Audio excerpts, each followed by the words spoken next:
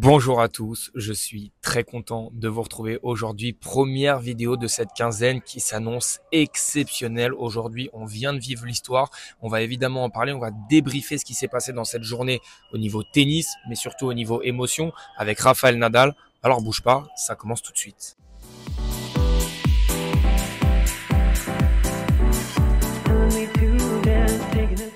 Bon, il y a bien un moment où il fallait commencer cette vidéo. J'ai attendu, mais au moment où je fais cette vidéo, il y a le match de Kyrian Jacquet qui se joue pas très loin.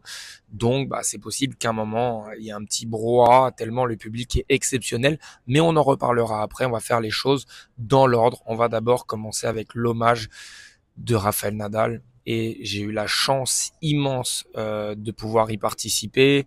J'étais dans le stade et je vous avoue que c'était un moment hors du temps. Il y a eu des émotions assez folles, surtout quand on est passionné de tennis et qu'on adore Rafael Nadal. Moi, je m'en cache pas, Rafael Nadal, ça a toujours été mon joueur préféré. Enfin, vivre ça, vivre ce qui s'est passé aujourd'hui. Pour commencer cette vidéo, je voudrais tirer un coup de chapeau à la Fédération française de tennis parce que la cérémonie était tout simplement parfaite. Elle était à l'image de Rafa, elle était simple, elle lui ressemblait, mais en même temps, il y avait beaucoup d'émotions. À commencer par saluer le personnel du tournoi. À un moment, il y a eu aussi des danseurs qui sont venus avec les ramasseurs qui ont participé à la chorégraphie. Lui, il a pu énoncer un discours avec ses fiches et à un moment, il a même rigolé. Il avait perdu une fiche de son discours. Bref, tout était dans la simplicité, tout était vraiment beau. Les gens étaient concernés, concentrés. Il y avait énormément d'émotions. Et puis évidemment, après, on va reparler de ce qui va laisser comme trace, mais il y a eu ce moment assez spécial où Nadal, Djokovic et Murray sont venus participer à la fête. Le seul petit regret peut-être qu'on doit avoir dans cette cérémonie, c'est que les trois légendes ne l'accompagnent pas d'une petite phrase. C'est dommage qu'il n'y ait pas un moment, un des trois, peut-être les trois qui prennent le micro pour raconter un petit truc sur Rafa qu'on connaît ou qu'on ne connaît pas. Voilà, c'était un petit peu le seul petit bémol si on doit en trouver un, mais en tout cas, c'était énorme. Petite parenthèse sur les trois là, ça doit faire tout bizarre à Novak Djokovic de voir l'hommage donné à Rafael Nadal, lui qui vient de gagner son 100e titre hier. C'est assez fou. Et un petit mot aussi sur la classe de Andy Murray qui vient de se séparer avec Djokovic. Ceux qui ne sont pas au courant, on peut pas s'en douter, même si c'est pas l'endroit. Et puis évidemment, un mot sur Roger Federer.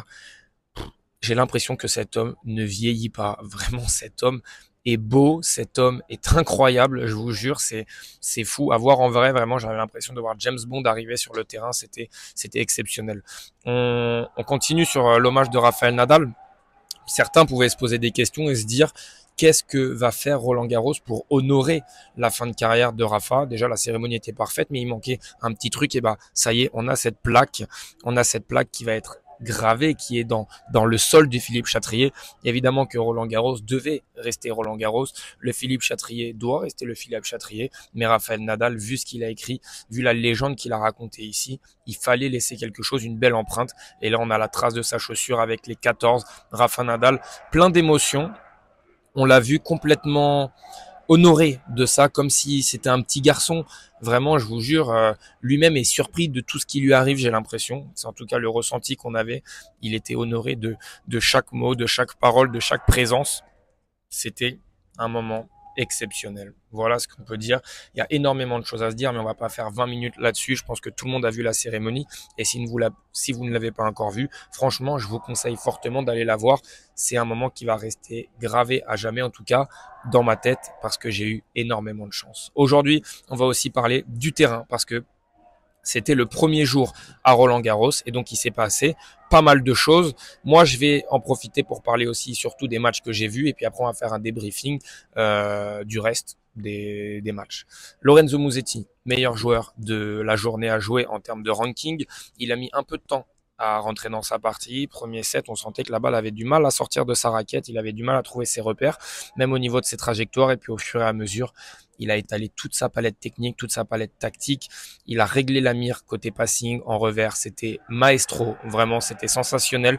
Au niveau des passings, au niveau des variations, vraiment au niveau de la main, il nous a proposé des coups sensationnels. Il y a eu 2-3 hot shots. Je sais pas si Roland fait un peu les hot shots de la journée ou autre, mais en tout cas, il en a déjà 2. J'ai pas vu tous les matchs, mais il y en a au moins 2 qui viennent de Musetti. On sent aujourd'hui sans aucun problème, je peux le dire, Musetti est le 3e meilleur joueur du monde sur terre battue. Voilà. Je pense que ces résultats de cette année l'ont prouvé. Et cette entrée en matière un peu diesel pour finir avec 6-2, 6-0 face à un joueur comme Hoffman qui vient quand même de sortir des qualifications, qui est quand même bien en rythme, prouve beaucoup de choses. Je l'ai trouvé serein au fur et à mesure de la partie. J'ai trouvé qu'il avait bien servi aussi au niveau de la relance. On l'a senti sur le Châtrier, même s'il le connaît très bien. Au début, prendre ses repères et puis ensuite, il était réglé. Il a mis des retours gagnants alors qu'il était 2 mètres derrière sa ligne. Bref, franchement, hyper impressionnant. On va parler de Mpetshi Pericard parce que c'est un petit peu la sensation du jour. C'est sa première victoire à Roland-Garros dans le tableau principal. Alors, Mpetshi Pericard, c'est une très bonne chose. Bravo à lui déjà, belle victoire. Mais ce qu'il faut noter, c'est que c'est quand même un petit miracle. Voilà, je pense qu'il faut qu'on commence par ça, parce que c'est un petit miracle.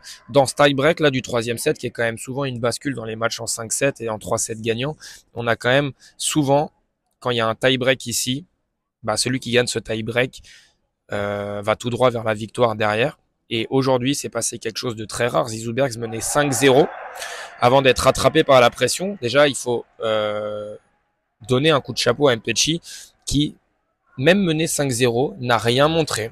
S'est concentré. Il a réussi à prendre point par point. Il s'est concentré sur sa mise en jeu. Il a récupéré ses 2 points sur sa mise en jeu. Puis derrière, il a fait un mini-break, puis un autre mini-break. Et puis il a enchaîné. Il a mis 7 points de suite. Et alors certes, il menait 6-5 et Zizou Bergs a fait une double faute, lui offrant. Mais je tiens à dire quand même que c'est quand même remarquable.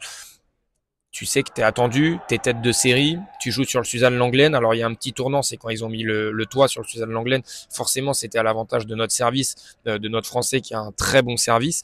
Mais quand même, je l'ai trouvé ultra calme, ultra serein. Alors on va revenir en arrière, mais je l'ai trouvé plutôt bien, même s'il faut quand même dire que ce tournant, il a bien été aidé par Zizou Bergs. Et puis pareil, à la fin du match, il mène 5-3, il sert pour le match, il ne fait pas son jeu, il fait un très mauvais jeu de service, peut-être son pire jeu de service du match. Et puis derrière, Zizou Bergs doit venir recoller à 5 partout et il fait un jeu catastrophique. On a senti aujourd'hui le Français jouer avec le public l'a porté très clairement. Zizou Bergs jouait contre Mpetshi Pericard et contre tout le Suzanne Lenglen. Et on le sait, un petit peu comme en direct là au moment où je parle, il y a Kyrian Jacquet qui joue sur le 6, et le portugais Borges joue contre le court numéro 6 et contre son adversaire Kyrian Jacquet. Et on se rend pas compte parfois, c'est moteur aussi de jouer contre le public, mais pour les Français, c'est aussi un support hyper important. Tu as des joueurs qui, comme aujourd'hui, comme Zizou Bergs, qui ont du mal à supporter toute cette pression et t'en as qui s'en nourrissent, comme par exemple Tyler Fritz qui avait mis une clim à Rinderknecht ou Shevchenko il y a quelques jours en qualification face à Mathis Serra. Bref, voilà les stats.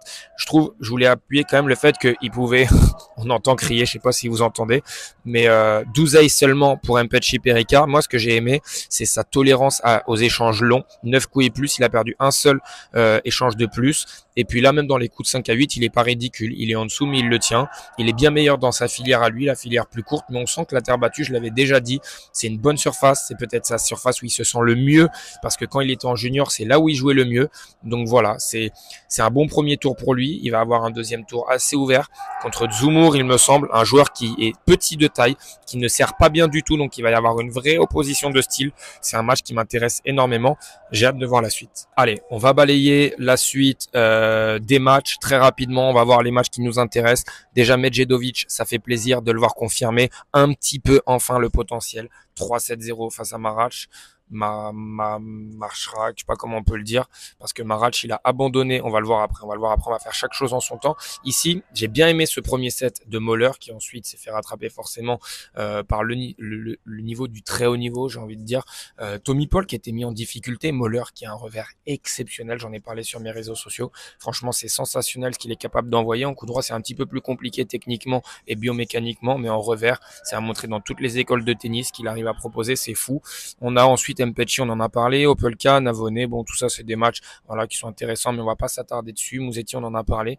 On a évidemment Valentin Royer, on va prendre 2 minutes pour parler de Valentin Royer, qui avait le match dans la raquette, qui peut s'en vouloir, qui pareil lui dans le premier set, il me semble qu'il mène 6-3 au tie-break, puis il perd 8-6.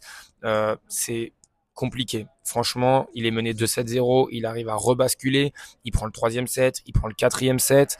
On se dit que ça y est, il est lancé, et puis finalement, il va s'incliner, une grosse clim, un premier tour en grand chelem, c'est un premier match en grand chelem pour lui, c'est un premier 5-7, forcément, il y a peu d'expérience, mais ça va lui faire du bien de jouer des matchs de ce niveau-là, parce que Valentin Royer, c'est un joueur qui progresse énormément, qu'on va attendre au fur et à mesure, parce qu'il est encore très jeune, mais voilà. Forcément, il va sortir de là avec une déception. Mais moi, ce que je constate, c'est qu'aujourd'hui, le niveau, il l'a. Et le match, il avait clairement dans la raquette. Après, il y a la gestion des moments importants qui a été mal gérée. Mais on va pas lui en vouloir. Moi, franchement, je trouve que ça reste quand même un bon résultat avec des grandes guillemets, puisqu'il y a la défaite au bout. Tiafoe qui gagne 3-7-0, ça fait plaisir de le voir gagner un match facilement. Marozan, prochain adversaire de Carlos Alcaraz, qui gagne aussi facilement. On a Brooksby qui gagne en 4-7. Moi, c'est un match que j'ai un peu regardé aujourd'hui. Voilà, je vais vous dire un petit mot. C'était marrant l'opposition de style. On avait un Faria qui frappe extrêmement bien la balle, surtout côté revers, qui a une frappe très lourde, qui peut servir très fort à 220 km/h. Et en face, on a un métronome, Brooksby qui mène le jeu avec un timing, qui a une frappe. C'est, c'est vraiment, il caresse la balle, c'est doux en fait. Brooksby, il est là, il frappe jamais très fort, mais par contre, il la met où il veut, il change de direction comme il veut, et puis il l'a envoyé, et il lui a fait une mayonnaise. Très clairement, il lui a fait une mayonnaise. On a ici en fait Quentin Alice qui a profité de l'abandon de Marac, et puis vous voyez où je fais cette vidéo, on a les scores en live, on a la night, mais forcément, au moment où je fais cette vidéo, il est déjà 23 h et j'allais pas attendre la fin des deux matchs, puisque vu comme c'est parti, Karen Jacquet contre Borges, j'ai voulu attendre un petit peu, voir s'il allait remporter ce match pour en parler un peu plus en détail. Mais voilà, sinon ça va finir vers 1 h du matin et la vidéo va sortir à pas d'heure. Et puis à un moment, il va falloir quand même que je dorme aussi. Ça sera pas mal. On a Ben Shelton qui est mené 2-7-1 et qui va tomber, je pense, dans le piège de Sonego sur le match de la night. Et puis Kyrian Jacquet qui est dans une ambiance exceptionnelle sur le court numéro 6. Juste là, je vais y aller après. C'est fou. Il menait 2-7-0. La fin du deuxième set est exceptionnelle. Vraiment, l'ambiance, les Français. C'est génial, vraiment c'est génial, coup de chapeau aux supporters français qui sont là à 23 h un dimanche soir, demain tout le monde travaille, mais non, tout le monde est là, il y a la queue devant le cours numéro 6. Franchement, voilà, c'est ça mon Roland Garros, c'est ça, c'est des émotions, c'est du partage, c'est des matchs qui finissent à pas d'heure, c'est des Français, où il y a des déceptions avec Valentin Royer qui jouait juste avant Karen Jacquet, puis là j'espère qu'on va pas se prendre une deuxième clim. Bon, petit bug de micro, comme ça on est à l'improviste, c'est normal, ça arrive. Comme d'habitude, lâche ton meilleur like, ça m'aide énormément, on va passer cette quinzaine ensemble. Alors si c'est pas déjà fait, bah, abonne-toi, comme ça on va se faire plein de vidéos, des petits réels, des formats comme ça à pas d'heure, à 23 h, à minuit, comme ça tu l'auras soit pour t'endormir, soit pour te réveiller dans les transports avant d'aller au boulot. Nous, on se voit toute la quinzaine et moi je te dis à demain.